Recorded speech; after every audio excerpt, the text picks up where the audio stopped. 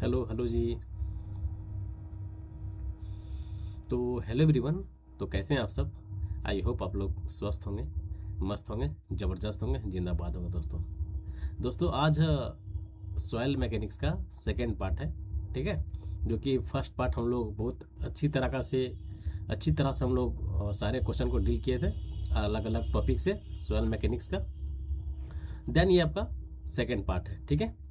जितने मेरे भाई लोग हैं, अगर फर्स्ट पार्ट नहीं देखे हैं तो पहले आप फर्स्ट पार्ट को देख लें, उसके बाद देन फर्दर आप लोग एक्सीड करें सेकेंड पार्ट में। क्योंकि कोई भी चीज़ अगर आप बीच से शुरुआत कीजिएगा तो थोड़ा सा आपको समझने में प्रॉब्लम होगी दोस्त, ठीक है।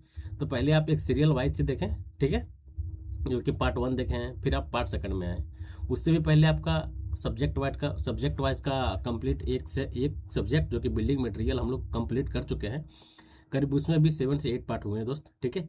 तो देखिए, अगर आप तैयारी करना चाह रहे हैं कॉम्पिटेटिव एग्जाम्स लेकर, एसएससी जेई, आरआरबी जेई, किसी भी स्टेट का जेई या फिर एई का पेपर, ठीक है, तो उसके लिए ये चैनल आपके लिए बहुत ही मस्त है दोस्त। क्योंकि अभी पूरे यूट्यूब का मैं बात कर रहा हूँ, पूरे यूट्यूब में इतना एमसीक्यू कोई नहीं करवाता है, ठीक है। अरे इतना ही नहीं, अभी एग्ज़ाम तो बाकी है मेरे दोस्त, एग्ज़ाम तक हम लोग लगे रहेंगे। इतना एमसीक्यू आपको मैं करवा दूंगा ना, सब्जेक्ट वाइज भी और मिक्स प्रैक्टिस सेशन भी, दोनों चल रहा है इसमें। अभी हम लोग एक दिन करते हैं सब्जेक्ट वाइज वाले, नेक्स्ट डे आता है उसका मिक्स प्रैक्टिस सेशन, जो कि उसको हम लोग बीटीएससी जे बोलकर एक क्लासेस चल रहा है। एटलीस्ट उसमें भी 38 क्लासेस हो चुके हैं, ठीक है। बहुत बेहतरीन बेहतरीन क्वेश्चन उसमें भी हम लोग किए हुए दोस्त। बस आप लोग अगर आप इच्छुक हैं, ठीक है, अगर आप चाहते हैं कि नहीं हम मैक्सिमम से मैक्सिमम प्रैक्टिस करें, क्योंकि देखिए मेरे दोस्त, एट द एंड आपको किसी भी एग्ज़ाम के लिए इतना एमसीक्यू प्रैक्टिस कर लीजिए कि एग्ज़ाम में बैठे तो आपको लगे नहीं कि हम ये नहीं पढ़े हैं, ठीक है। जितने भी ऑल ओवर इंडिया में जितने भी एई और जेई के पेपर होते हैं दोस्त, मैं सारा पेपर को आपके सामने वन बाय वन सेट के अकॉर्डिंग से आपके सामने मैं ला रहा हूँ दोस्त, ठीक है। बस आपका सपोर्ट चाहिए, आप लोग थोड़ा सा चैनल को प्यार दे दें अपना, ठीक है। बस वही प्यार मेरे लिए एक क्वालिटी कंटेंट बनाने पे हमको मजबूर करता है दोस्त, ठीक है। चलिए बिना देरी का आज हम क्लास शुरुआत करते हैं, ठीक है। ये ऐसे सॉयल मैकेनिक्स का पार्ट नंबर सेकेंड है, ठीक है। कल फिर आपका आएगा बीटीएससी जेई नेक्स्ट डे का, एटलीस्ट 38 या 39 होगा इस तरह, ठीक है। जो कि बहुत ही मतलब बोलते हैं ना, उसमें भी आप लोग देख लीजिएगा।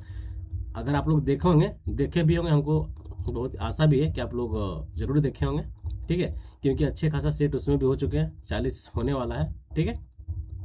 और अगर आप लोग बीटीएससी जेई की तैयारी कर रहे हैं, अगर बीटीएससी जेई के लिए आप लोग लगे हुए हैं, तो दोस्त आपके लिए दोनों सेट चल रहे हैं दोस्त, ठीक है। और आपके लिए बहुत ही इंपॉर्टेंट पॉइंट ये है कि आपके पास सब्जेक्ट वाइज भी आपको मिल गया है और आपको मिक्स प्रैक्टिस सेशन भी मिल गया है, ठीक है। आप दोनों साइड से अपना तैयारी को एक अलग लेवल तक दे सकते हैं दोस्तों, ठीक है। चलिए, कभी होगा तो हम लोग बात करेंगे इस पर, लेकिन आज का जो हम लोग का टारगेट है कि हम लोग को अच्छे अच्छे क्वेश्चन को सॉल्व करना है। तो चलिए आइए, थोड़ा मैं पेन का अपना कलर चेंज कर लेता हूँ दोस्त। देखिए पहला क्वेश्चन क्या है। और ऐसा नहीं कि क्वेश्चन आप नहीं कर पाएंगे, क्वेश्चन सब आप कर पाएंगे, ठीक है। कुछ क्वेश्चन आपसे बनेगा, कुछ क्वेश्चन नहीं बनेगा, तो उसके लिए घबराना नहीं है, उससे लड़ना है, ठीक है। देखिए क्या है, the degree of saturation of soil sample is defined as, बताएं।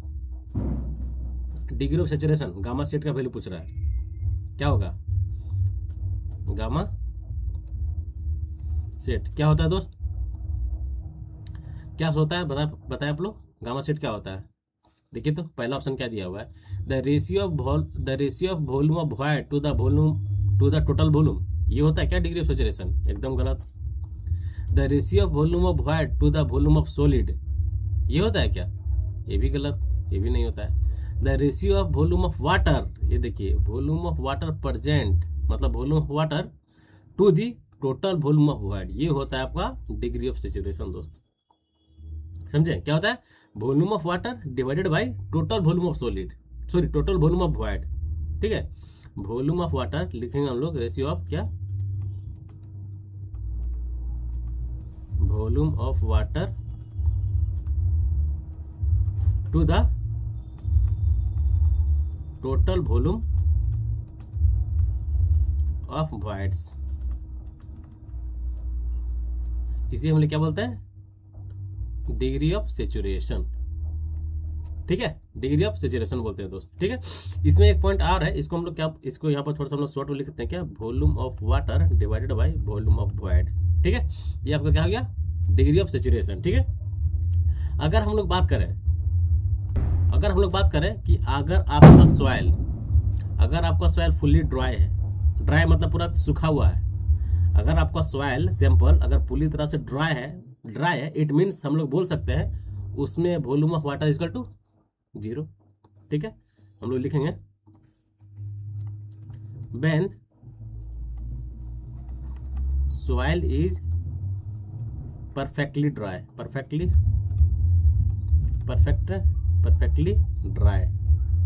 अगर मेरा सॉइल पूरी तरह से ड्राई है, इट मीन्स कि वॉल्यूम ऑफ वाटर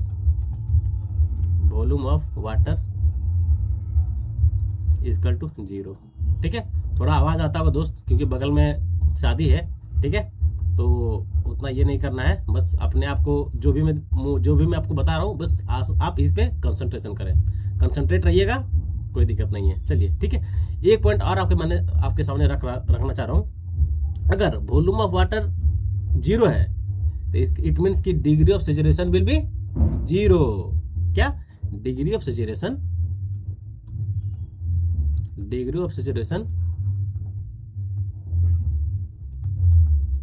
इज 0। कोई दिक्कत, आपको यहां से भी पूछ सकता है कि पूछ सकता है if the volume of water will be 0 then degree of saturation will be 1, greater than 1, less than 1 या फिर 0। तो यहाँ से भी ऑटोमेटिक एक क्वेश्चन बनता है, या फिर यहाँ से भी देखिए ये दोनों स्टेटमेंट मिला के क्या पूछ देगा कि when the soil is perfectly dry the degree of saturation will B, या फिर पूछ देगा कि the volume of water will B. तो ये दोनों, अगर मेरा सॉइल परफेक्टली ड्राई है इट मीन्स हम लोग बोल सकते हैं कि मेरा वॉल्यूम ऑफ वाटर और डिग्री ऑफ सेचुरेशन दोनों का वैल्यू 0 होगा दोस्त। कोई दिक्कत नहीं ना, इसमें दिक्कत नहीं होना चाहिए। आइए हम लोग नेक्स्ट यहाँ पे एक और पॉइंट हम लोग समझते हैं क्या है। एक है कि अगर मेरा सॉइल फुल्ली सेचुरेटेड है, इट मीन्स मेरा सॉइल जो है, अरे यार बहुत आवाज कर रहा है, अगर मेरा सॉइल फुल्ली सेचुरेटेड है it means degree of saturation will be 1। लिखेंगे for soil is fully saturated degree of saturation will be 1। ठीक है, अगर मेरा डिग्री ऑफ सेचुरेशन 1 हो गया इट मीन्स हम लोग बोल सकते हैं कि volume of water equal to volume of void. दोस्त क्या लिखेंगे, volume of water equal to volume of void हो जाएगा। कब, जब मेरा सॉइल फुल्ली सेचुरेटेड कंडीशन में है, तो उस कंडीशन में मेरा जो वॉल्यूम ऑफ वाटर होगा ऑलवेज मेरा वॉल्यूम ऑफ वॉइड के बराबर होगा दोस्त। ठीक है, कोई दिक्कत नहीं, एकदम बेहतरीन तरीके से समझ में आ गया होगा। चलिए हम लोग अब नेक्स्ट क्वेश्चन की ओर आगे बढ़ते हैं दोस्त।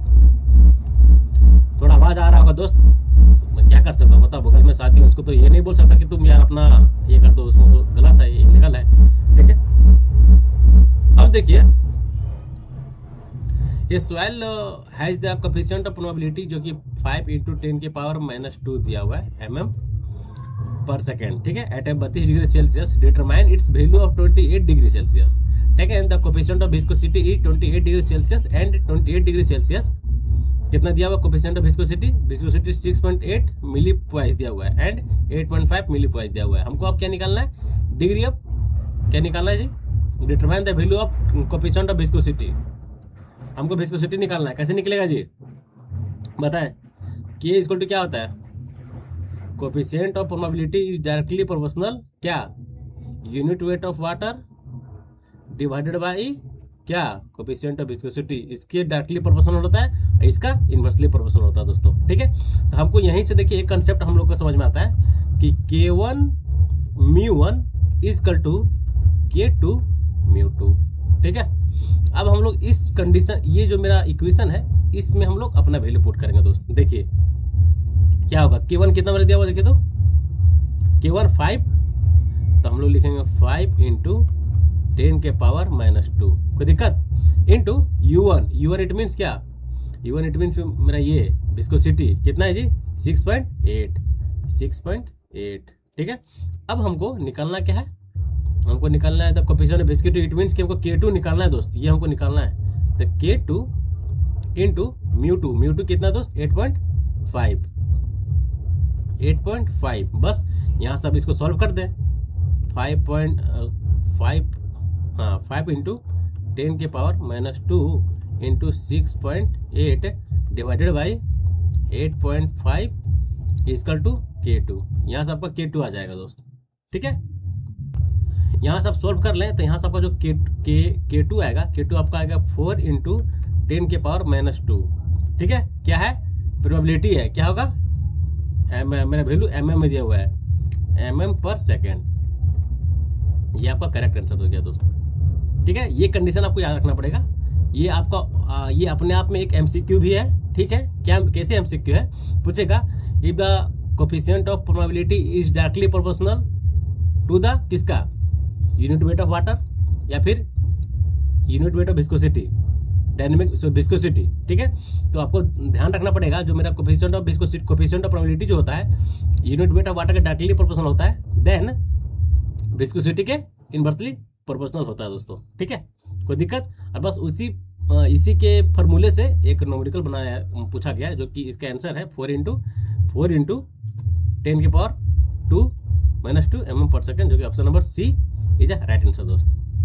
कोई दिक्कत नहीं ना, चलिए अब हम लोग नेक्स्ट बढ़ते हैं दोस्त। अब नेक्स्ट देखिए क्या है कि what is the effect of increase in the amount of compactive effort. अच्छा क्वेश्चन है। सबसे पहले हम लोग जानेंगे कि जो कंपैक्शन होता है, कंपैक्शन तो आप लोग समझ रहे होंगे, कोई भी मेरा सॉइल सैंपल है, उस पर कितने नंबर ऑफ हम लोग लोड अप्लाई कर रहे हैं, जिसके कारण मेरा सॉइल जो है कॉम्पैक्ट होते जा रहा है, ठीक है। उसका वॉल्यूम कम होते जा रहा है, जिसके कारण उसमें से जैसे ही उसमें से एयर निकलेगा, इट मीन्स कि मेरा वॉल्यूम कम होगा, इट मीन्स हम लोग बोल सकते हैं कि मेरा कंप्रेसिबिलिटी बढ़ रहा है, ड्यूरेबिलिटी बढ़ रहा है ना। तो उसी टॉपिक से ये क्वेश्चन पूछा गया दोस्तों। सबसे पहले हम लोग समझेंगे कि कौन कौन से फैक्टर्स जो है आपका कंपैक्शन को अफेक्ट करते हैं दोस्त, ठीक है। कौन कौन से फैक्टर हैं जो कि कंपैक्शन को अफेक्ट करते हैं, अगर वो हम लोग समझ जाएंगे, इट मीन्स ये क्वेश्चन मेरा इजीली बन जाएगा दोस्त, ठीक है। आइए हम लोग लिखते हैं फैक्टर अफेक्टिंग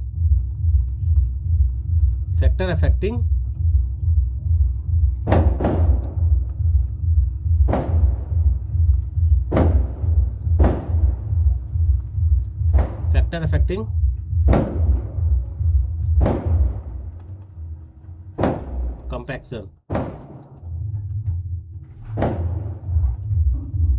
अब हमें आप बताएं कि कौन कौन से फैक्टर्स जो होते हैं आपको कंपैक्शन को मतलब अफेक्ट कर सकता है, प्रभाव करता है, बताएं प्रभाव पड़ता है, कौन कौन से फैक्टर हो सकते हैं। सबसे पहले हम लोग लिखेंगे, इनमें से थोड़ा सा आप लोग दिमाग भी लगाएं कि कौन कौन से फैक्टर हो सकता है जो कि कंपैक्शन को अफेक्ट करता है, प्रभावित करता है।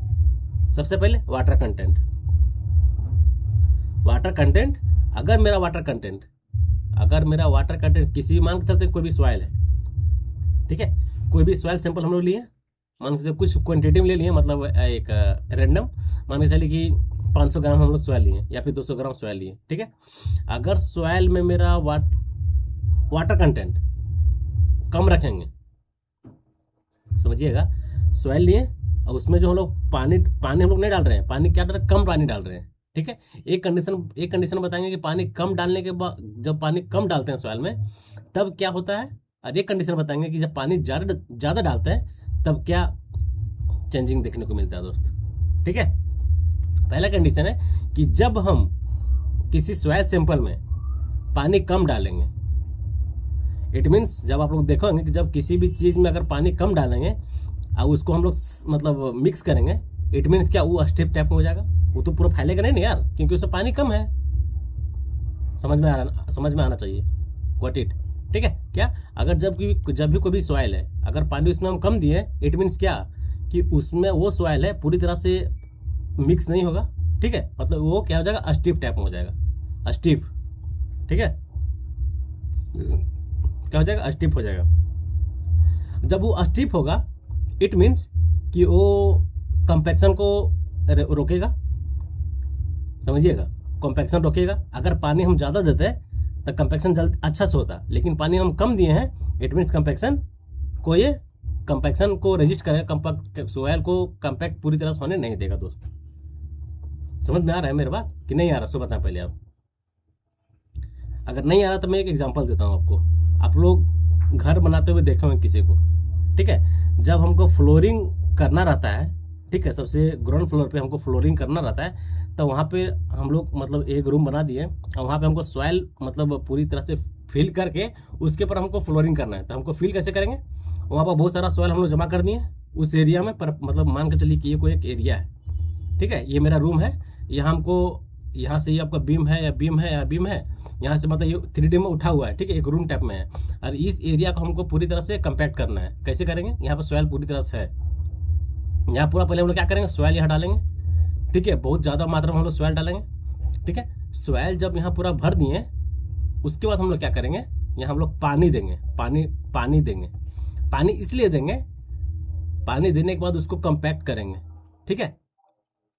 अगर हम लोग यहाँ पानी कम देंगे तो क्या ये सॉइल पूरी तरह से कंपैक्ट होगा, कभी नहीं कंपैक्ट होगा दोस्त, ठीक है, कभी भी कंपैक्ट नहीं होगा। जितना पानी ज़्यादा देंगे, समझिएगा, जितना पानी ज़्यादा देंगे उतना कंपैक्शन अच्छा से होगा, समझ रहे हैं ना, जितना पानी ज़्यादा देंगे कंपैक्शन उतना अच्छा से होगा, ठीक है। तो मैं आपको यही मैं समझाने की कोशिश कर रहा हूँ कि जब भी मेरा कोई भी सॉइल सैंपल है, अगर उसमें पानी कम दिए हैं, अगर पानी उसमें कम दिए हैं इट मीन्स कि वे क्या कर रहा है, आपका जो कंपैक्शन है उसको रेजिस्ट कर रहा है, मतलब कंपैक्शन को रोक रहा है, पूरी तरह से कंपैक्शन होने नहीं दे रहा है, ठीक है। ये आपका हो गया फर्स्ट कंडीशन, ठीक है। क्या कंडीशन था कि पानी हम लोग जब कम दे रहे हैं, वाटर कंटेंट कम है, ठीक है। मैं इस फिगर को ये कर देता हूँ,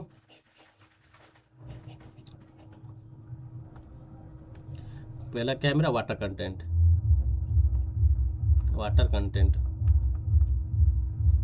ठीक है। इसमें फर्स्ट पॉइंट क्या है, लोअर वाटर कंटेंट,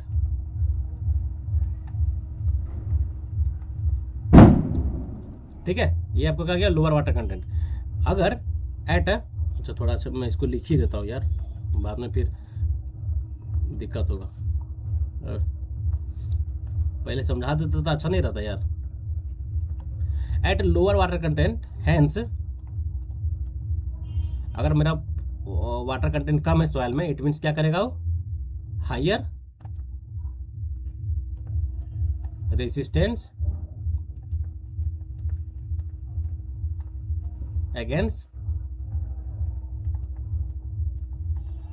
कंपैक्शन।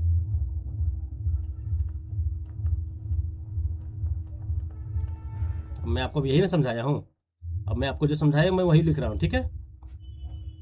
ये हो गया मेरा क्या, जब मेरा पानी जब लोअर कंटेंट में रहेगा तब। अब जब मेरा पानी अब ज़्यादा रहेगा, ठीक है, जब मेरा पानी ज़्यादा रहेगा इट मीन्स जब मेरा पानी ज़्यादा है सॉइल में तब मेरा कंपैक्शन बहुत अच्छे तरह से होगा, ठीक है दोस्त।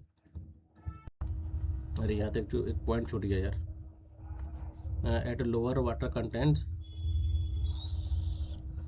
सॉइल, यहाँ स्टिप होगा ना, at a lower water content soil, यहाँ लिखते हैं सॉइल इज स्टिफ, ठीक है, hence higher resistance against compaction, ठीक है। ये आपका हो गया वाटर कंटेंट पहला। दूसरा हम लोग इसी पॉइंट में अगर हम लोग वाटर कंटेंट बढ़ाते हैं तो लिखेंगे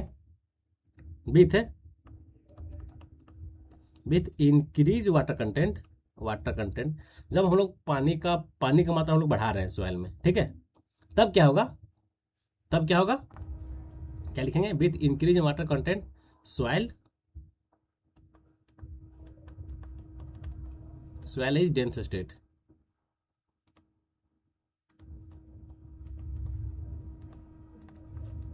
ठीक है। सॉइल क्या हो जाएगा, डेंस स्टेट में हो जाएगा दोस्त, ठीक है। कोई दिक्कत समझिए ना थोड़ा सा। और यहाँ क्या है, जैसे ही हम लोग पानी का मात्रा बढ़ा रहे हैं इट मीन्स कि मेरा जितने भी मेरा सॉयल, जितने भी सॉयल सैंपल जितने भी हैं, सारे सॉयल सैंपल पूरी तरह से लुब्रिकेट हो जाएगा। मतलब जब पानी पूरी अच्छा से, जब कोई भी सॉयल जब पूरी अच्छा से पानी में समर्ज हो जाएगा, इट मीन्स लुब्रिकेशन वहाँ अच्छा से होगा। लुब्रिकेशन अच्छा से होगा ना सॉयल सॉयल के बीच में, क्योंकि वहाँ पानी अच्छा, बहुत ज़्यादा पानी है। इट मीन्स कि हम लोग बोल सकते हैं कि लुब्रिकेशन इफेक्ट वहाँ पर देखने को मिलेगा हमको दोस्तों। और जब मेरा लुब्रिकेशन वहाँ देखने को मिलेगा, इट मीन्स हम लोग बोल सकते हैं कि वहाँ जो वर्क होगा, बोल सकते हैं वहाँ जो वर्क होगा बहुत ही अच्छा तरह से होगा। ठीक है, बहुत ही बेहतरीन तरीके से होगा। ठीक है, तो मैं यही बोलना चाह रहा हूँ। ठीक है, ये मेरा हो गया फर्स्ट क्या, वाटर कंटेंट। अब हम लोग दूसरा यहाँ समझेंगे। स्पेस थोड़ा कम है दोस्त। दूसरा क्या हो जाएगा मेरा, कंपैक्टिव एफर्ट। यहाँ मैं थोड़ा एक लाइन दे दूँ तो अच्छा रहेगा, गड़बड़ाने का वो नहीं है। क्या कंपैक्टिव, कंपैक्टिव एफर्ट आप लोग पढ़े होंगे, ऐसा नहीं कि नहीं पढ़ेंगे, आप लोग पढ़े होंगे जरूर। ठीक है, बस हम लोग एक जब चैप्टर वाइज शुरुआत किए हैं तो थोड़ा सा बेसिक से हम लोग को एकदम जीरो लेवल से हीरो लेवल तक जाना है दोस्त। ठीक है, अब देखिए कंपैक्टिव एफर्ट, इसको हम किस तरह से समझेंगे। अगर मान के चलते हैं हम लोग कंपैक्शन कर रहे हैं, कोई भी सॉइल सैंपल उसको हम लोग कंपैक्ट कर रहे हैं। ठीक है, जैसे जैसे हम लोग कंपैक्शन इंक्रीज करेंगे, ठीक है, जैसे जैसे हम लोग कंपैक्शन करना सॉइल को हम लोग इंक्रीज करेंगे, इट मीन्स हम लोग क्या देखेंगे, मेरा सॉइल धीरे धीरे धीरे धीरे हार्ड स्टेट में जाएगा, ड्राई स्टेट में जाएगा, जाएगा ना। जैसे जैसे हम जब कंपैक्शन एफर्ट इंक्रीज करेंगे, कंपैक्शन एफर्ट बढ़ाएंगे, इट मीन्स हम लोग क्या बोल सकते हैं कि मेरा जो ड्राई डेंसिटी है सॉइल का वो भी बढ़ेगा। बढ़ेगा कि नहीं बताए, बढ़ेगा। लेकिन उसमें जो आपका वाटर कंटेंट है, जो उसमें ऑप्टिमम मॉइस्चर कंटेंट है, वो घटेगा दोस्त। क्यों, इसलिए कि जब किसी भी सॉइल पे लोड पड़ेगा, लोड जब बढ़ेगा, मतलब लोड अप्लाई करेंगे सॉइल पे हम लोग, तो सॉइल का वॉल्यूम कम होगा। सॉइल का जब वॉल्यूम कम होगा, इट मीन्स वहाँ से पानी बाहर निकल रहा है, समझिएगा, वहाँ से पानी बाहर निकल रहा है। जब पानी वहाँ से बाहर निकल रहा है, इट मीन्स जो मेरा सॉइल है वो धीरे धीरे ड्राई डेंसिटी की ओर जा रहा है, मतलब ड्राई स्टेट की ओर जा रहा है। समझ में आ गया। तो हम लोग यही लिखेंगे कंपैक्सिव एफर्ट में, क्या लिखेंगे, द हायर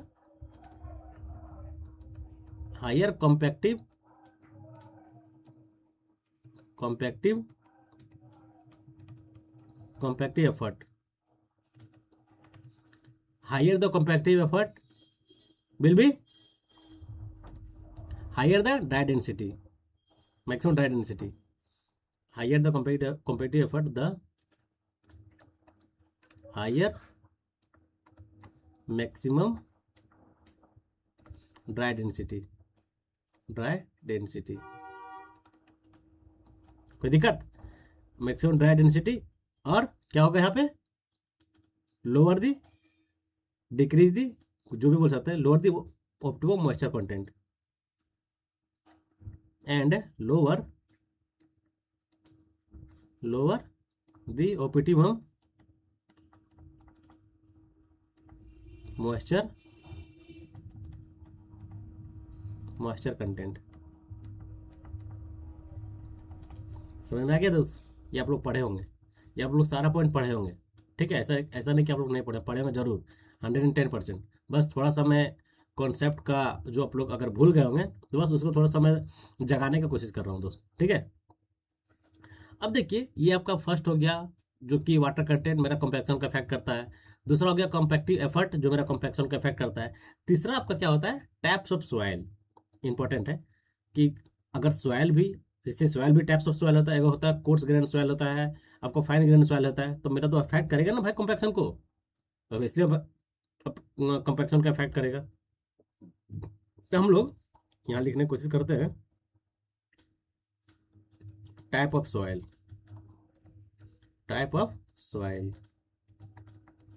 ये क्या होता है भाई, देखिए क्या होता है। अगर मेरा सॉइल कोर्स ग्रेन सॉइल है, ठीक है, हम बात कर रहे हैं तीसरा टाइप ऑफ सॉइल का। ठीक है, अगर मेरा सॉइल क्या है, कोर्स ग्रेन है, वेल ग्रेडेड सॉइल है, ठीक है, तो अगर मेरा सॉइल कोर्स ग्रेन है, इट मीन्स कि सॉइल कॉम्पैक्ट होगा अच्छा से।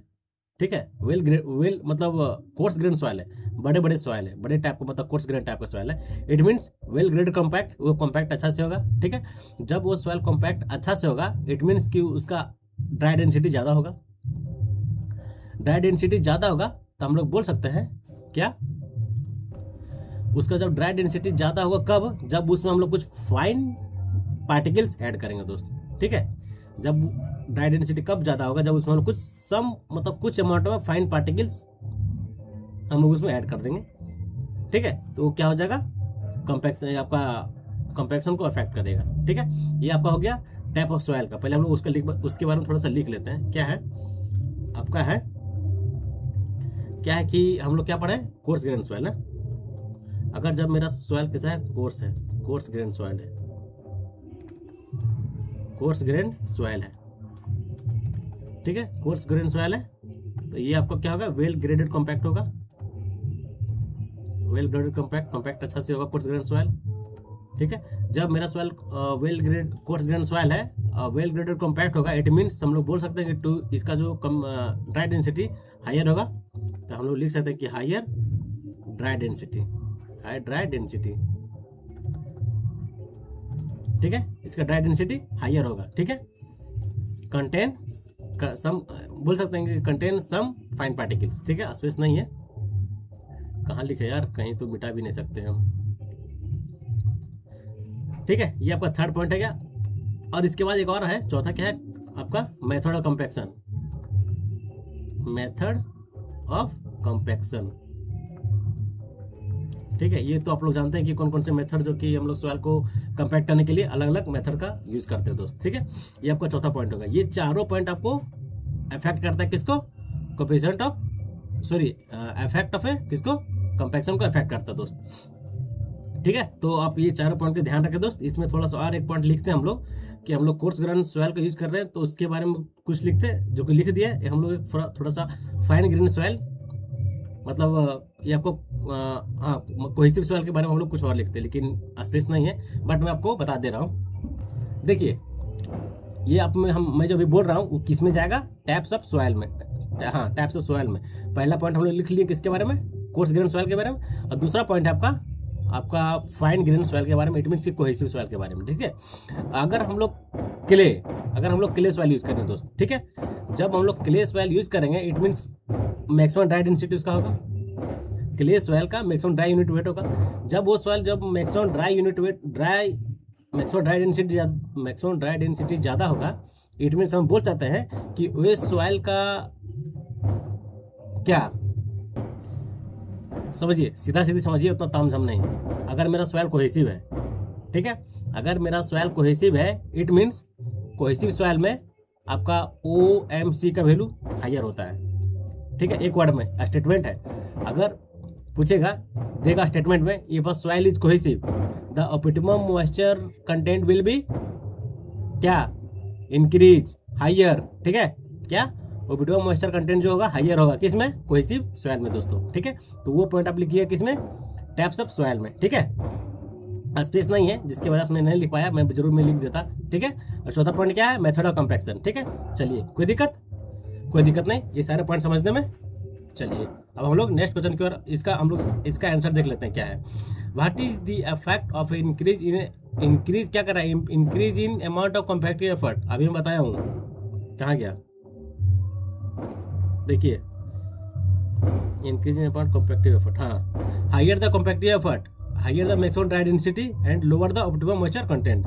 तो देखिए तो कहाँ है जी, decrease in optimum moisture content, option number B is the right answer. ये स्टेटमेंट देखिए यहीं से फंस गया इस, यहाँ देखिए, higher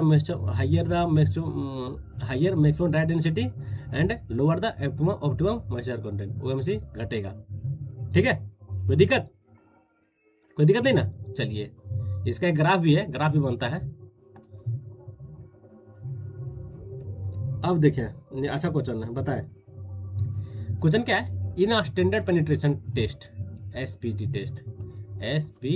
taste on a cohesive soil, कैसा सॉइल भाई, कोहेसिव सॉइल है, the standard penetration number was 35, standard penetration number was 35 and unconfined compressive strength जो कि 470 kilometre per metre square, the consistency of a soil classified है।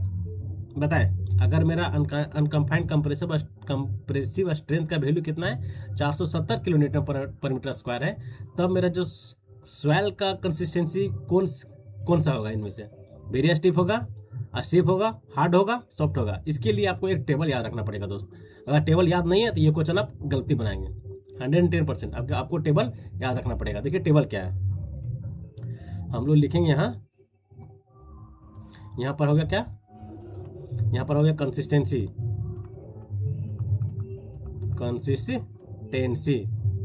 ठीक है। और यहाँ पर क्या होगा आपका अनकन्फाइंड कंप्रेसिव स्ट्रेंथ, ठीक है दोस्त, अनकन्फाइंड कंप्रेसिव स्ट्रेंथ। अब जान ले, इसका पहले हम लोग वैल्यू जान लेते हैं। अगर मेरा वैल्यू लेस देन 25 है, ठीक है, ये आपका क्या होगा, किलो न्यूटन पर मीटर स्क्वायर में होगा, ठीक है। अगर मेरा वैल्यू लेस देन 25 है, फिर मेरा वैल्यू 25 से 50 है, ठीक है। अगर मेरा वैल्यू 50 से 100 रहेगा, ठीक है। अगर मेरा वैल्यू 50 से 100 रहेगा, और फिर इसके बाद मेरा वैल्यू 100 से 200 रहेगा, फिर मेरा वैल्यू 200 से 400 रहेगा, और मेरा वैल्यू ग्रेटर देन 400 रहेगा,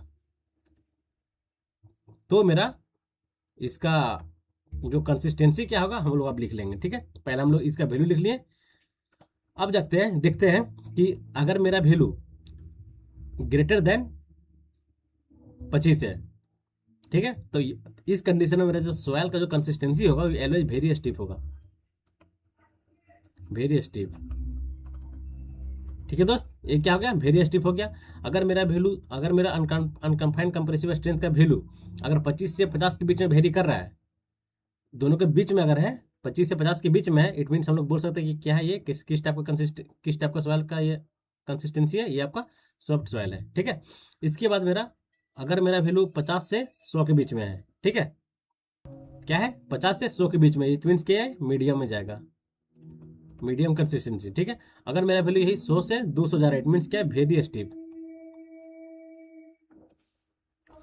ओके यार, थोड़ा सा मिस्टेक हो गया, कुछ यहाँ पे ये वेरी सॉफ्ट होगा यार, वही सोच रहे कि यहाँ तो सॉफ्ट सीख लिया, यहाँ स्टिफ कैसे लिख दिया, सॉफ्ट होता, सॉरी, ये वेरी सॉफ्ट होगा भाई, ये वेरी सॉफ्ट, उसके बाद सॉफ्ट, फिर मीडियम, फिर इसके बाद आता है वेरी स्टिफ, सॉरी यार। 100 से 200 के बीच मेरा अगर अनकन्फाइंड कंप्रेसिव स्ट्रेंथ का वैल्यू रहेगा, तो उसका जो कंसिस्टेंसी किस टाइप से होगा, आपका वेरी स्टिफ होगा, ठीक है। अगर यही वैल्यू अगर मेरा वैल्यू 200 से 400 के बीच होगा, इट मीन्स क्या हो जाएगा, हार्ड हो जाएगा। मीडियम के बाद स्टिफ होता है यार, ये आपका स्टिफ हो गया। देन इसके बाद जो आपका वैल्यू होगा वो आपका वेरी स्टिफ हो जाएगा दोस्त। ये आपका हो गया 200 से 400 क्या होगा, वेरी स्टिफ। और ये जो आपका वैल्यू ग्रेटर देन 400 है, ये आपका क्या हो जाएगा, hard,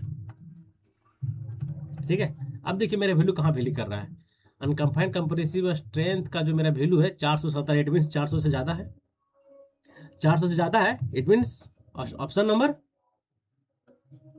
C is a right answer दोस्त।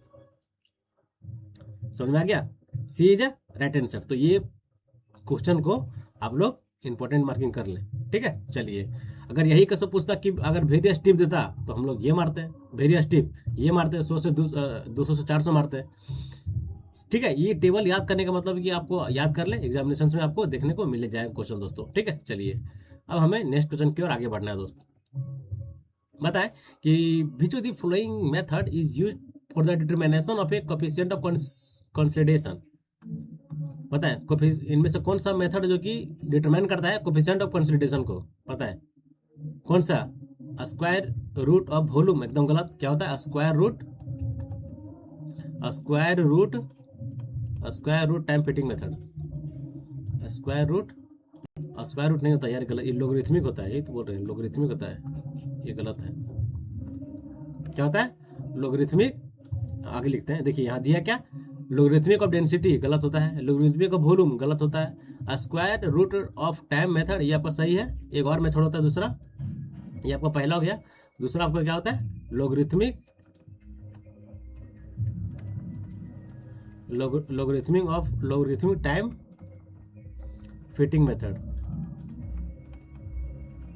मेथड।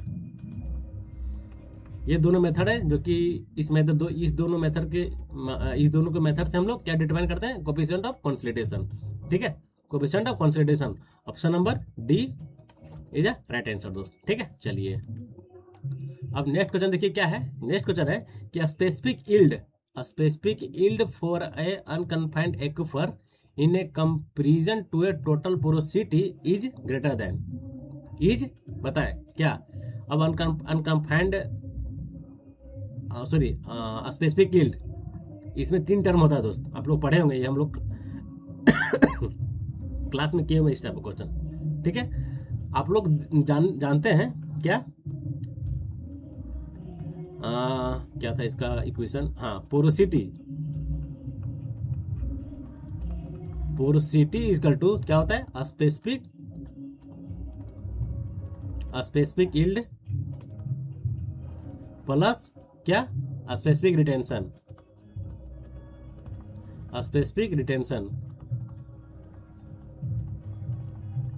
ठीक है दोस्त, स्पेसिफिक रिटेंशन होता है। अब देखिए हमको क्या पूछ रहा है कि specific yield for unconfined aquifer is comparison to the total porosity, मतलब किसको कंपैरिजन कर रहा है, ये हो गया पोरोसिटी का, ये एक फार्मूला है, जनरल फार्मूला है, इससे न्यूमेरिकल भी आता है, लेकिन हमको क्या बोल रहा है स्पेसिफिक यील्ड के बारे में। तो स्पेसिफिक यील्ड इक्वल टू क्या हो जाएगा दोस्त, पोरोसिटी माइनस हो जाएगा, ये आपका एन है। ठीक है, यहाँ लिख देते हैं एन। ठीक है, आपका ये रिटेंशन, स्पेसिफिक रिटेंशन क्या होता है, SR, स्पेसिफिक रिटेंशन SR। ठीक है, तो specific yield equal to N minus SR। देखिए तो specific yield for a unconfined aquifer is in comparison to total porosity क्या है, देखिए तो लेस देन में हो रहा है ना, कम है, इट मीन्स हम लोग क्या मारेंगे, लेस, पोरोसिटी कम ही है ना, हाँ कम है ना, तो क्या मारेंगे हम लोग, option number B is a right answer दोस्त। ठीक है, चलिए अब हमें नेक्स्ट क्वेश्चन देखते हैं। नेक्स्ट क्वेश्चन क्या है, देखिए नेक्स्ट क्वेश्चन क्या है, calculate the degree of saturation. अभी हम लोग शुरुआत में किए इसका फॉर्मूला से, डिग्री ऑफ सैचुरेशन निकालना है फॉर ए सॉइल जो कि 20% of water content, 0.8% void ratio and specific gravity कितना है, 2.7 है दोस्त। कैसे निकलेगा दिस, कौन सा फॉर्मूला लगाएगा दोस्त, Sehwag, SE equal to WG। ठीक है, हमको निकालना क्या है, स्पेसिफिक डिग्री ऑफ सैचुरेशन निकालना है, तो आपका हो जाएगा WG divided by E equal to S। ठीक है, अब देखिए W कितना है, देखिए तो 20%, 0.2 into G 2.70 divided by E कितना है, 0.80। बस इसको यहाँ से आप सॉल्व कर दें, आपका वैल्यू कितना आ जाएगा, यहाँ से आपको सॉल्व कीजिएगा तो इसका वैल्यू आपको आ जाएगा 67%। Option number D is right answer. Easy question था यार ये सब। ठीक है, कोई दिक्कत नहीं ना, चलिए अब देखिए नेक्स्ट क्वेश्चन क्या है कि sedimentation analysis for the soil mass will be considered when the soil particle size is less then, sedimentation analysis for soil मास, जो हम लोग सॉइल को कंसीडर करते हैं पार्टिकल साइज कितना से, उसका सॉइल पार्टिकल्स जो लेस देन होता है, कितना से लेस देन होता है, कितना माइक्रोन से, 100 माइक्रोन, 75 माइक्रोन, 150 माइक्रोन या फिर 125 माइक्रोन, तो ऑलवेज ये 75 माइक्रोन होता है, less than 75 micron. Option number B is a right answer दोस्त। ठीक है, चलिए नेक्स्ट क्वेश्चन देखते हैं क्या है। अच्छा क्वेश्चन देखिए क्या है, कंसीडर द गिवन स्टेटमेंट किसके बारे में दिया दोस्त, strength of A compactive soil. अभी हम लोग पीछे पढ़े हैं, अच्छे से हम लोग समझ चुके हैं, इस क्वेश्चन को हम लोग उड़ा देंगे। किसके रिस्पेक्ट में दिया हुआ है, हमको कॉम्पैक्टेड सॉइल के बारे में दिया हुआ है। ठीक है, और क्या देखना हमको, करेक्ट देखना है, बस स्टेटमेंट ए पढ़ना है, स्टेटमेंट बी पढ़ना है दोस्त। ठीक है, चलिए पढ़ते हैं अब क्या है, देखते हैं। Shear strength of A compacted clay, shear strength of a compacted clay does not depend on the method of a compaction।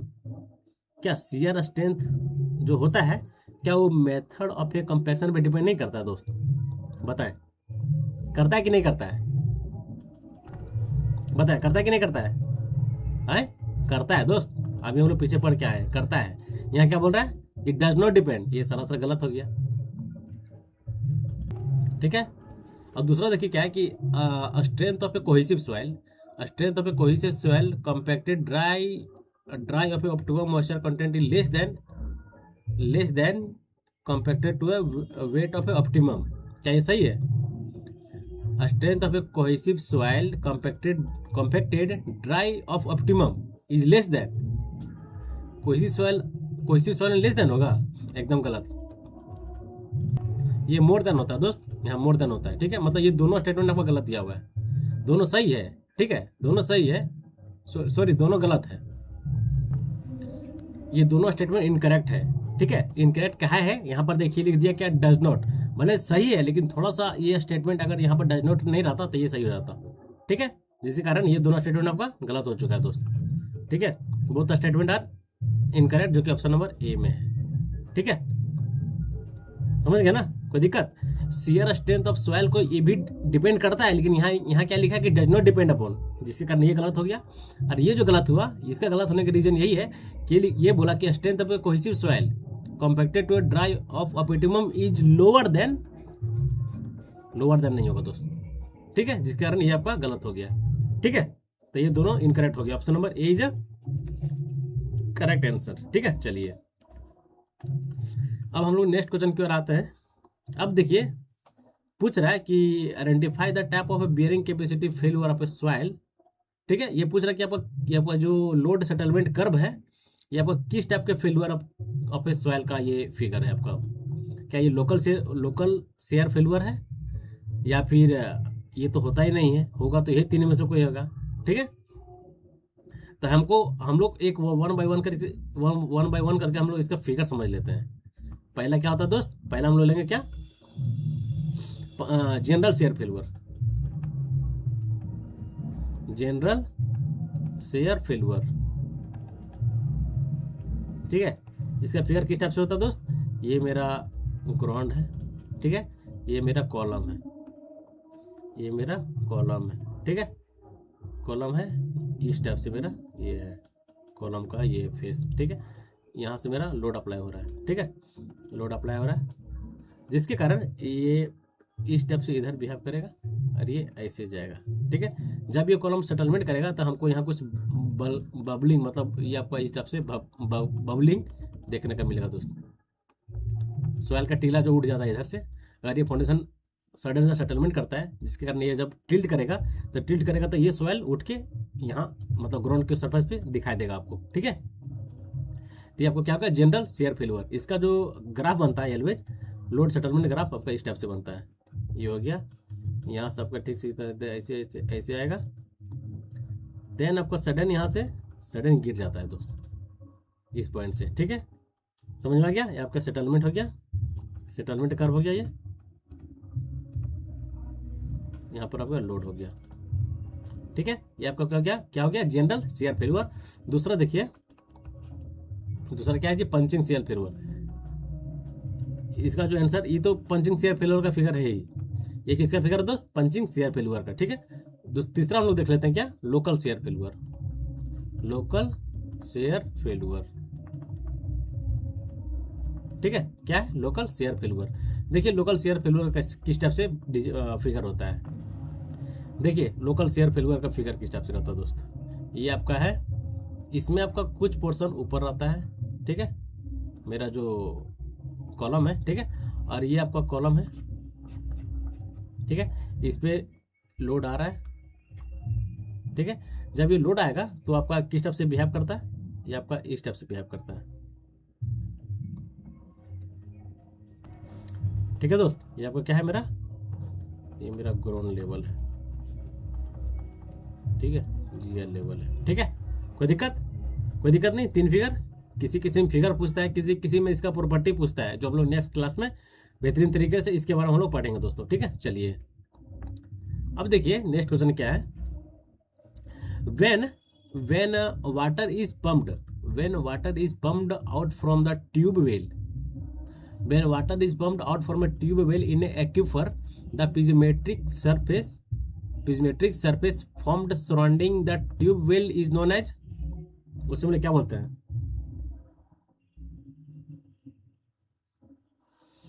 क्या पूछ रहा था? piezometric surface, जो piezometric surface जो आपको फॉर्म होता है ट्यूब वेल पे, वो उसका शेप किस टाइप से होता है?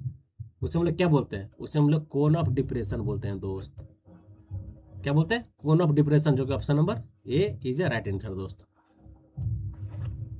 ए इज अ राइट आंसर। कोई दिक्कत? कोई दिक्कत नहीं। चलिए अब देखिए, the value of coefficient of curvature, ये तो इजी क्वेश्चन है भाई। कितना होता है? 1 से 3। तो ये तो हलवा क्वेश्चन है, ठीक है। इससे हम लोग कुछ और रिलेटेड हम लोग जानकारी ले लेते हैं। सबसे पहले हम लोग जानेंगे कि C U, coefficient of curvature C होगा। सी यू क्या होता है? Coefficient of uniformity. इसका फॉर्मूला क्या होता है जो दोस्त? D60 divided by D10। आपको याद होगा, मैं नहीं बोल रहा हूँ, बस थोड़ा सा अगर फुल क्लासेस मतलब पूरी तरह से जब एक्सप्लेन करने का बात किया गया तो सारा चीज़ तो बताना पड़ेगा ना भाई, ठीक है। अब हम लोग जान लेते हैं for uniformly graded soil. Graded soil क्या है? मेरा सॉइल कैसा है? यूनिफॉर्मली ग्रेडेड सॉइल है, तो मेरा जो CU का वैल्यू हो जाएगा LH1 हो जाएगा दोस्त। कब? जब मेरा सॉइल यूनिफॉर्मली ग्रेडेड है, ठीक है। दूसरा देख लीजिए, for well graded gravel. Well graded gravel, well graded sand बोल सकते हैं, ग्रेवल बोल सकते हैं, कोई दिक्कत नहीं। सैंड, अगर मेरा सॉइल क्या है? वेल ग्रेडेड सैंड है, वेल ग्रेडेड सैंड है, for a well graded sand, इस कंडीशन में आपका जो CU का वैल्यू होगा LH क्या हो जाएगा? 6 हो जाएगा, इक्वल टू 6 होगा, सॉरी ग्रेटर देन 6 होगा। सैंड के केस में ग्रेटर देन 6 होगा, और आपका जो ग्रेवल के केस में लेस देन 4 होगा दोस्त, ठीक है। सॉरी ग्रेटर देन 4 होगा यार, काहे ऐसे हो रहा है यार, मिस्टेक काहे हो रहा है?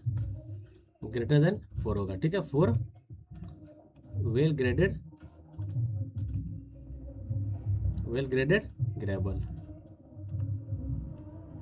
ठीक है। कोई दिक्कत? कोई दिक्कत नहीं। अब हम लोग जान लेते हैं थोड़ा सा DCC के बारे में। ये आपका CU हो गया, D60 बाई D10। अब हम लोग CC देखते हैं। CC क्या होता है जी? D30 का square by D60 into D10, ठीक है। D30 का square divided by D60 into D10, ये फॉर्मूला होता है। इसे आपको न्यूमेरिकल भी देखने को मिलता है, ठीक है। इसका तो कुछ प्रॉपर्टी है, इसका प्रॉपर्टी यही है, फॉर, यहाँ लिखते हैं, फॉर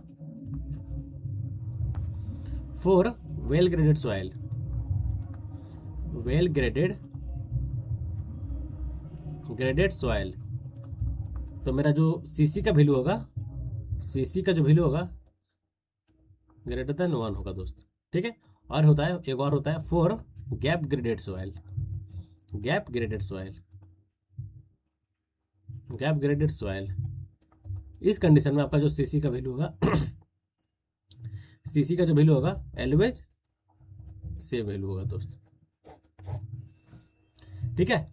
ये तो आप लोगों को पहले से पता होगा, कोई दिक्कत नहीं है। समझने के लिए, रिकॉल करने के लिए आपको मैं लिख दिया हूँ कि आप रिकॉल करें, ठीक है। कोई दिक्कत? कोई दिक्कत नहीं। चलिए अब हम लोग नेक्स्ट क्वेश्चन की ओर आगे बढ़ते हैं दोस्त। अब नेक्स्ट क्वेश्चन क्या है? अच्छा क्वेश्चन है, बताए कि what is the mass and free drop. ये क्वेश्चन इंपॉर्टेंट है। ये क्वेश्चन आपका BPSC AE में पूछा गया दोस्त। BPSC AE का ये क्वेश्चन है, ठीक है। क्या है कि what is the mass and free drop respectively of a rammer in the standard penetration test, ठीक है।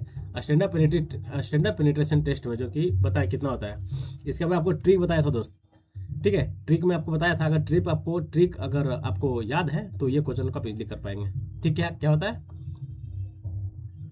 स्टैंडर्ड लाइट मॉडिफाइड से हेवी, देखिए स्टैंडर्ड प्रोटेक्टर टेस्ट, स्टैंडर्ड से लाइट प्रोटेक्टर टेस्ट, स्टैंडर्ड से light modified Proctor test, modified से heavy Proctor test.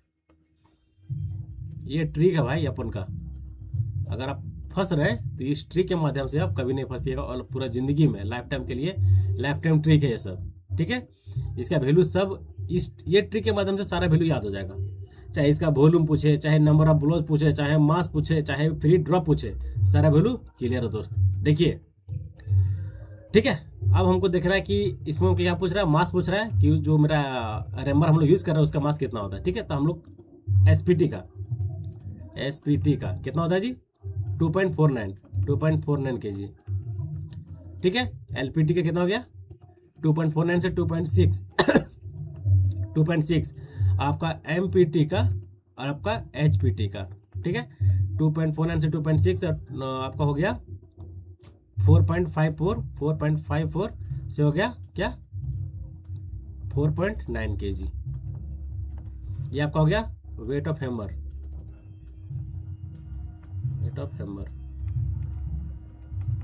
ठीक है। हमको किसका पूछ रहा दोस्त, स्टैंडर्ड एसपीटी का 2.49। देखिए तो कहीं है जी,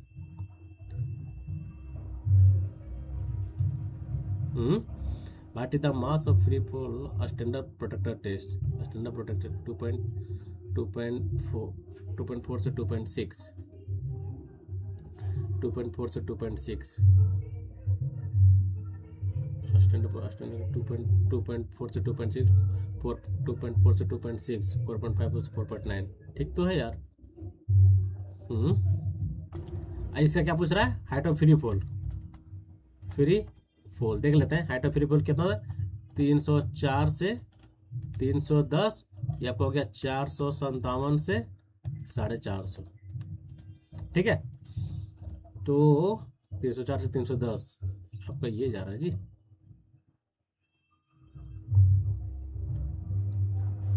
लाइट प्रोटेक्टर टेस्ट का ये हो गया, ठीक है। What is the mass and free drop respectively of standard Proctor test. यहाँ पूछ रहा है स्टैंडर्ड प्रोटेक्टर टेस्ट का दोस्त। अच्छा, स्टैंडर्ड का वैल्यू नहीं दिया हुआ है, अच्छा स्टैंडर्ड का वैल्यू नहीं दिया हुआ, वही तो बोल रहे हैं। 2.49 यहाँ कहीं देवे नहीं किया है, 4.9 दिया हुआ है, तो मतलब option number B is right answer. क्या होगा, option number B is a right answer. ये ट्रिक आप याद रखें दोस्त, ये ट्रिक में आप कभी भी कहीं भी फंसिएगा, ये ट्रिक आपको हेल्प करेगा एनी टाइम। चाहे वेट ऑफ हैमर का बात रहे, चाहे हाइट ऑफ फ्री फॉल का बात रहे, चाहे इस टेबल में जितने भी डेटा हैं सारा इस टेबल के माध्यम, ये ट्रिक के माध्यम से सारा आपको याद रहेगा दोस्त, ठीक है। चलिए अब देखिए नेक्स्ट क्वेश्चन क्या है। नेक्स्ट क्वेश्चन है, according to the Indian soil classification soil sample is said to be sand. Soil sample क्या है, सेंड है, ठीक है। तो पूछ रहा है कि उसका जो, अच्छा ये साइज पूछ रहा है उसका साइज, सेंड का साइज कितना होता है जी, सेंड के नीचे क्या होता है, उसके बाद किले होता है, सेंड से सिल्ट से किले, ठीक है। कोई दिक्कत नहीं, देखते हैं। More than half of the coarser fraction is smaller than 2.75 mm, एकदम गलत। दूसरा देखिए क्या है, more than the half of the coarser sand smaller 150 mm, ये तो और नहीं होगा। More than half of the coarser sand, ठीक है, fraction is smaller than 4.75 mm, ये तो होगा जी, option number B is right answer, ठीक है। Option number B is right answer. जानते ना, ये देखिए कोर्स सैंड, ये होता है ना कि पहले क्या था, बोल्डर होता है, ये आप लोगों को तो पता ही होगा, बोल्डर हो गया, कोबल हो गया, उसके बाद ग्रेवल हो गया, उसके बाद क्या हो जाता है, बोल्डर कोबल ग्रेवल, उसके बाद सैंड, मतलब कोर्स सैंड हो गया, फिर आपका मीडियम सैंड हो गया, फिर आपका फाइन सैंड हो गया। तो यही बोल रहा है कि कोर्स सैंड का जो वैल्यू होगा कितना होता है जी, ये इसका वैल्यू कितना होता है, 2 से 4.75 mm, ठीक है। कोर्स सैंड हो गया, फिर आपका मीडियम सैंड का कितना हो जाएगा, मीडियम सैंड का 0.425 से 2 mm तक, ठीक है। और आपको जो फाइन सेंड हो गया, एलबीज हो गया कितना, 75 माइक्रोन से कितना 0.425 mm। तो जो मेरा वैल्यू वेरी कर रहा है, more than half and coarser fraction is smaller than 4.75 mm, 4.75 mm। Option number C is right answer. C यार, बी नहीं, सी सी। समझ गए, सी इज राइट आंसर दोस्त। ठीक है, क्वेश्चन आपको, ये क्वेश्चन तो आप लोग इजी बना लेते हैं, कोई दिक्कत नहीं है। टेबल आप लोग को याद ही होगा, टेबल से ही पूछा गया है। अब देखिए नेक्स्ट क्वेश्चन क्या है। According to IS 64031981 in the computation of a क्या है, ultimate net bearing capacity, ultimate net bearing capacity for a strip footing. किसके बारे में, स्ट्रिप फुटिंग के बारे में पूछ रहा है कि स्ट्रिप फुटिंग मेरा है, पूछ रहा है कि what is the value of shape factor, for shape factor to be use for a square shape of base. तो हमको वैल्यू किसका पता करना दोस्त, सेफ फैक्टर का। कैसा फुटिंग है मेरा, स्ट्रिप फुटिंग है। चलिए देखते हैं कि इसका वैल्यू कितना होता है। इसका इसके लिए भी एक टेबल है दोस्त। ठीक है, इसके लिए भी एक टेबल है। टेबल यहाँ पर आपको हो गया सेफ। ठीक है, जैसे हो गया मेरा क्या हो जाएगा, कंटिन्यूअस स्ट्रिप होएगा, कंटिन्यूअस स्ट्रिप हो गया। ठीक है, पहला। दूसरा हो गया आपका रेक्टेंगल स्ट्रिप हो गया। तीसरा आपका हो गया क्या, स्क्वायर स्ट्रिप हो गया।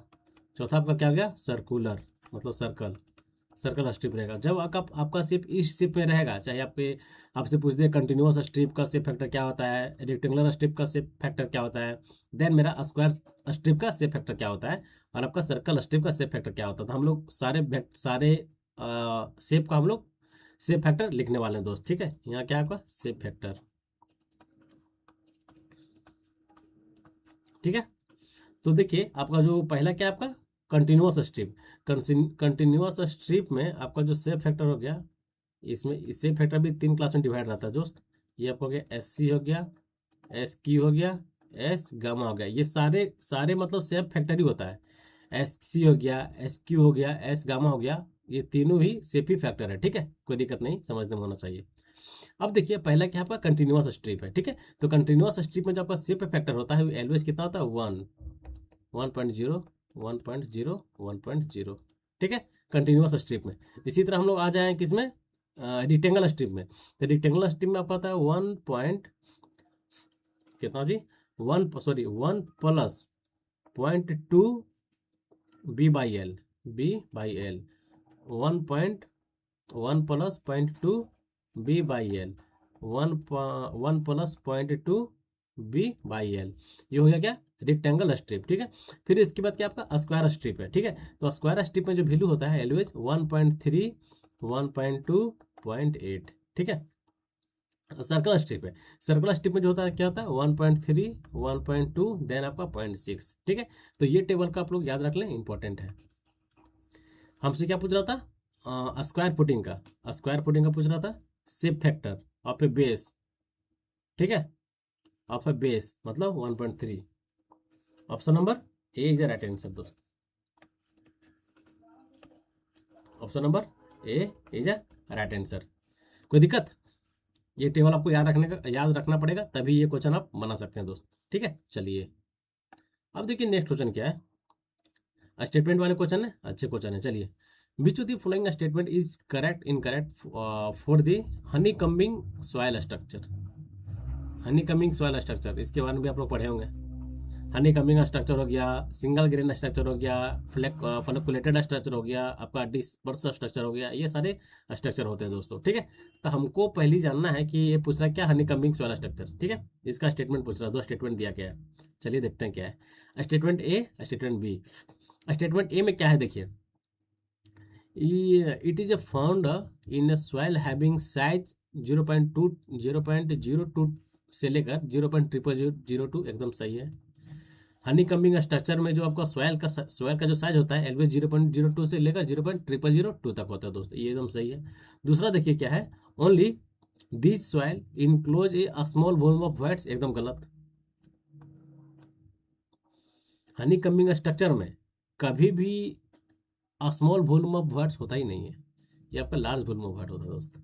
ठीक है, लार्ज वॉल्यूम ऑफ वाइट, लेकिन यहाँ क्या बोला, स्मॉल वॉल्यूम ऑफ वाइट, जिसके कारण ये जो स्टेटमेंट है आपका बी गलत है और आपका एक ही सही है, मतलब statement number only statement A is a correct answer. Option number A is a correct. कोई दिक्कत?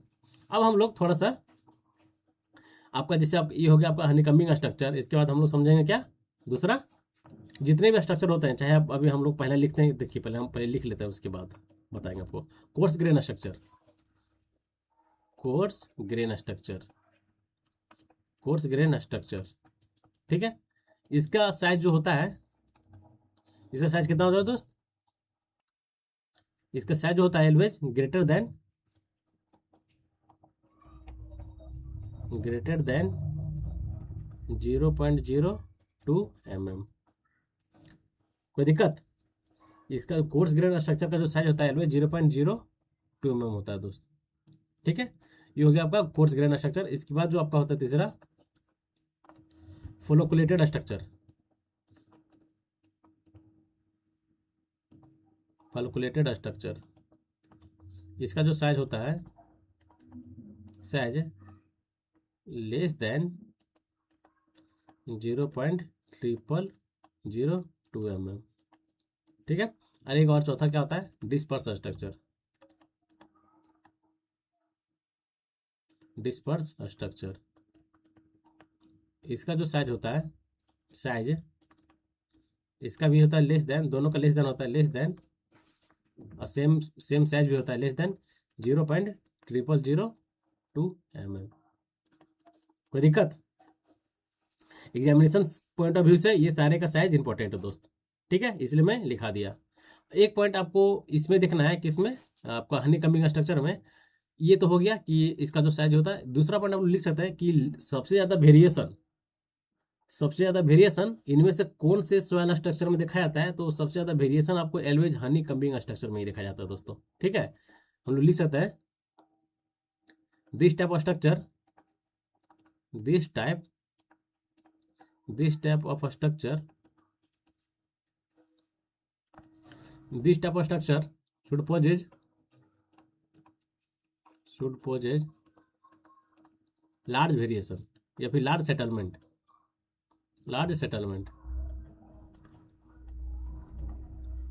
ये अपने आप में एक स्टेटमेंट है दोस्त, स्टेटमेंट है ये, ठीक है, इसलिए मैं लिखा दिया। कोई दिक्कत?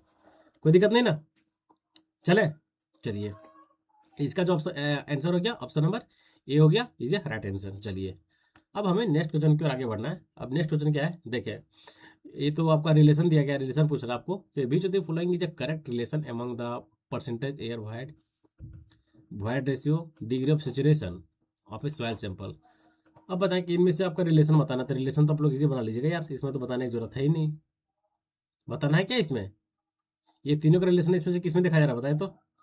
ये तीनों का रिलेशन, जैसे इसमें हो गया परसेंटेज एयर वॉइड हो गया, वॉइड रेशियो हो गया, डिग्री ऑफ सेचुरेशन, किसमें आपको देखा जा रहा है? सबसे एक्यूरेट रिलेशन किसमें है? ये वाला होगा option D is a right answer. समझ गए? D is a right answer दोस्त। कोई दिक्कत? कोई दिक्कत नहीं। चलिए,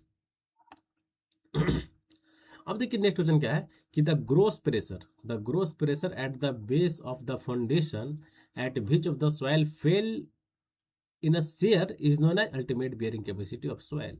ये आपको इसका डिफिनेशन दिया हुआ है, अल्टीमेट बियरिंग कैपेसिटी का ये डिफिनेशन दिया हुआ है, ठीक है। तो option number D is a right answer. कोई दिक्कत? कोई दिक्कत नहीं। चलिए, अब हम लोग नेक्स्ट क्वेश्चन की ओर आगे बढ़ते हैं दोस्त।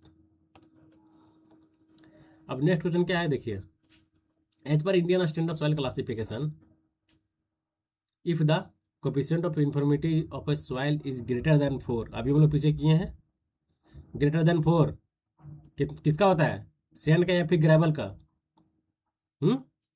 सैंड का 6 ना होता है भाई, ये ग्रेवल का वैल्यू दिया हुआ है ना।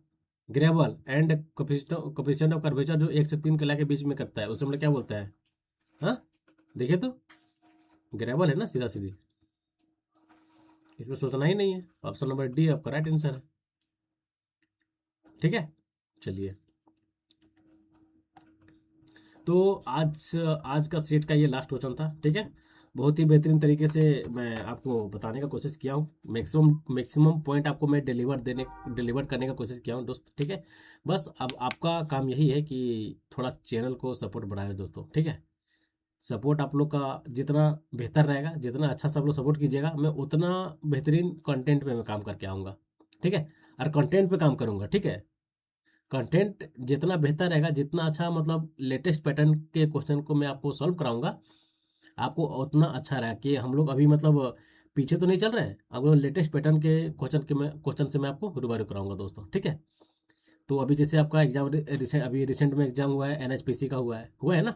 एनएचपीसी हुआ है, दूसरा आपका एसएससी जेई हुआ है प्री वाला, फिर हम लोग डीडीए जेई हुआ है। तो जितने भी मतलब स्टैंडर्ड एग्जाम में आपका नाम आता है, तो आपका आता है एसएससी जेई, दूसरा आपका आता है क्या, डीडीए जेई। ये दोनों जो पेपर है एकदम स्टैंडर्ड लेवल का, क्वेश्चन भी इसका रहता है थोड़ा सा अच्छा लेवल का, आप लोग दिए होंगे तो आप लोग को पता होगा कि ये दोनों का पेपर भी का लेवल भी एकदम बेहतरीन रहता है। और क्वेश्चन का क्वांटिटी भी मतलब क्वालिटी भी अच्छा रहता है। क्वालिटी इस सेंस में कि उसका कॉन्सेप्चुअल क्वेश्चन बहुत ज़्यादा रहता है, ठीक है। अब बिना कॉन्सेप्चुअल को वो क्वेश्चन को आप सॉल्व नहीं कर सकते हैं, ये 100% है कि ठीक है। अगर आपको कॉन्सेप्ट क्लियर है, इट मीन्स कि आप उसका पेपर आराम से क्लियर कर सकते हैं, ठीक है। तो हम लोग उस लेवल का क्वेश्चन को हम लोग आपको मैं सॉल्व करा रहा हूँ, और उस लेवल का मैं क्वेश्चन को मैं आपके सामने डिलीवर कर रहा हूँ। तो बस आपका सपोर्ट चाहिए दोस्तों, ठीक है।